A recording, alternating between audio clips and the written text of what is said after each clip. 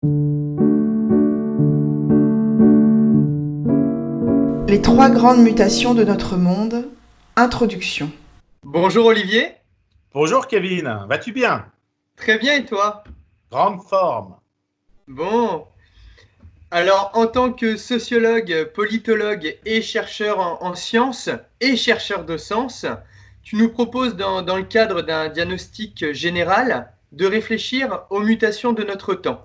Ça veut dire quoi Olivier?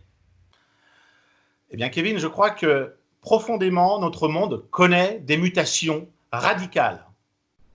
Ah oui, oui Olivier. Si tu me permets, tu dis mutation, ni transformation ou pas révolution? Alors, les mots sont importants, tu as raison Kevin, et leur sens plus encore. Euh, je préfère parler en effet de mutation dans la mesure où mutation, le mot même, convoque deux idées principales, deux dimensions. Mutation, si on fait l'étymologie, encore et toujours l'étymologie, si on fait l'étymologie, ça vient du latin, mutatio, et du verbe muter, qui signifie transformer, modifier. C'est l'idée d'un passage d'un état à un autre. Ce qui est intéressant, c'est que muter va devenir, par l'évolution de sa prononciation au fil des âges, le T va se retirer et ça va devenir le verbe muer. D'accord. Euh, Or, muer, ce n'est pas qu'un changement en surface.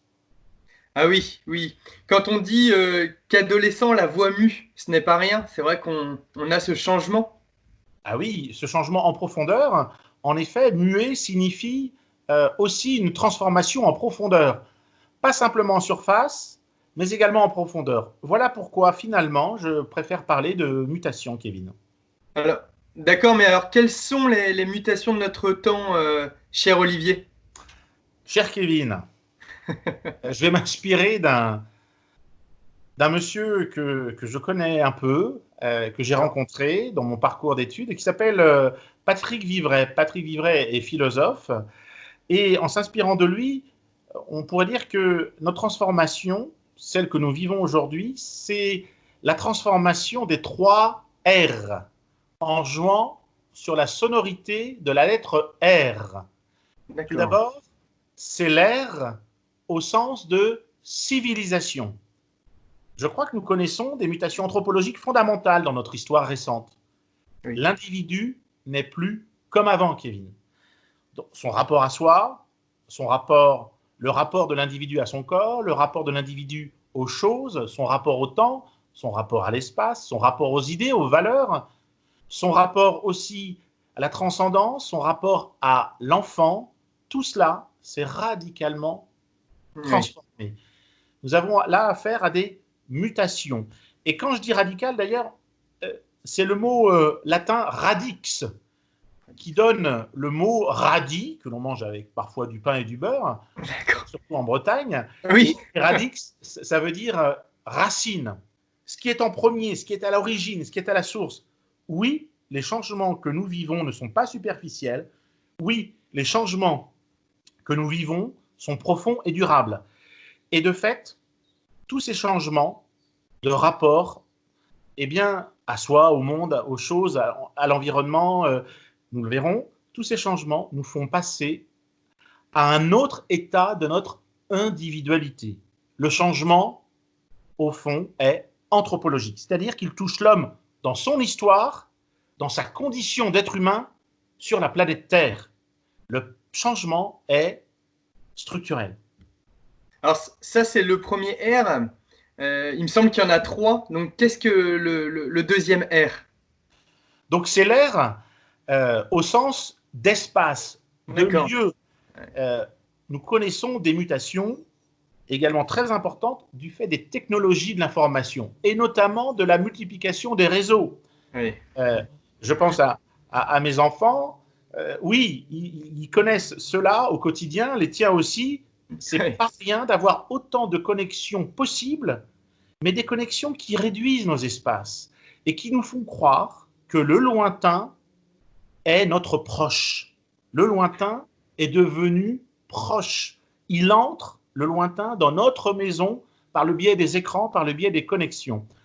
Et cette révolution technologique, il ne faut pas oublier qu'il y a un sens derrière ce mot-là, qui n'est pas rien. Technologie, ça vient de techné, la technique, qui signifie l'art de faire chez les Grecs. C'est l'art de produire des choses chez les Grecs. C'est donc la fabrication. Et en grec, on dit aussi poiesis, poésis, c'est-à-dire ça donne la poésie. C'est quoi la poésie? C'est la fabrique des mots. Et la poésie est donc l'œuvre qui va résulter de cette fabrique de mots. Par conséquent, cette technique, cet art de faire a pris aujourd'hui beaucoup d'importance dans notre vie et en particulier les technologies, les techniques de l'information qui nous font entrer dans la 4e révolution industrielle, qui est la révolution numérique, virtuelle. Ou comment, au fond, j'aime bien résumer ça, ou comment, au fond, la culture du chiffre, du code binaire, du code informatique, que tu connais bien, c'est-à-dire 0, 1, se combinent dans le même temps au pouvoir de l'information. C'est, en reprenant les catégories d'Aristote, c'est la quantification du monde. Tout devient chiffrable, y compris en mode binaire, en mode pourcentage, par exemple, quel est le taux de satisfaction, mais aussi c'est les notes. C'est les notes qui évaluent le développement de la réussite ou pas soi-disant de nos enfants. Oui. Donc ça pose des vraies questions. On y reviendra plus tard. C'est aussi les prix. Tout a un prix aujourd'hui. Il existe une quantification de toute l'humanité sous la forme numérique, sous la forme de la culture du chiffre et qui donne des informations.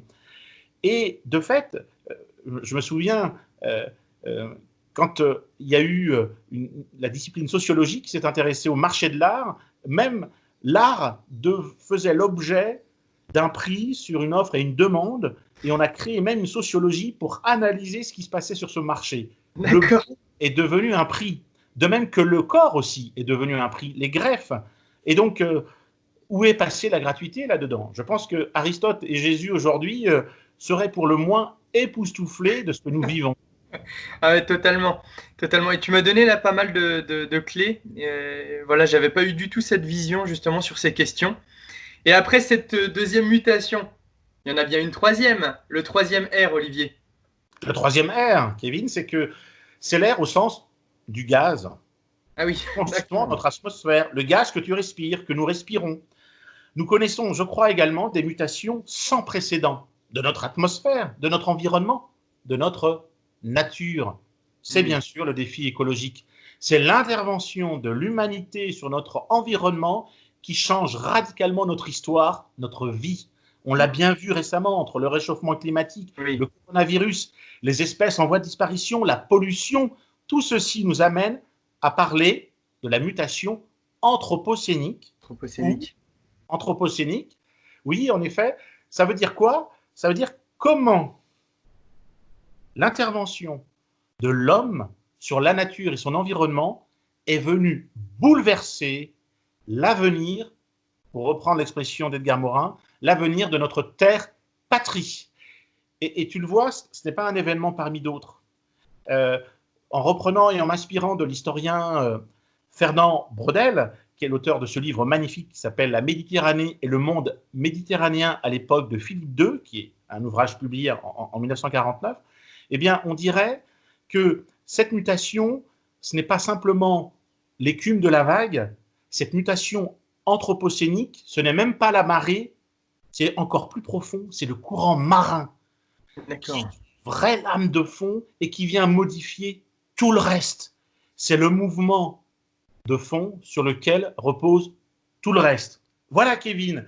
Donc, je te propose pour la suite d'apprécier dès à présent et dans les futures vidéos ces 3 mutations, la mutation anthropologique de l'individu, la mutation technologique et numérique, et 3e et dernière mutation, la mutation anthropocénique. Bah, merci Olivier. Bah, voilà encore de quoi réfléchir. Et on va dire à tous nos internautes, à très bientôt dans une prochaine vidéo. Merci, chères toutes et tous, chers amis, à très bientôt.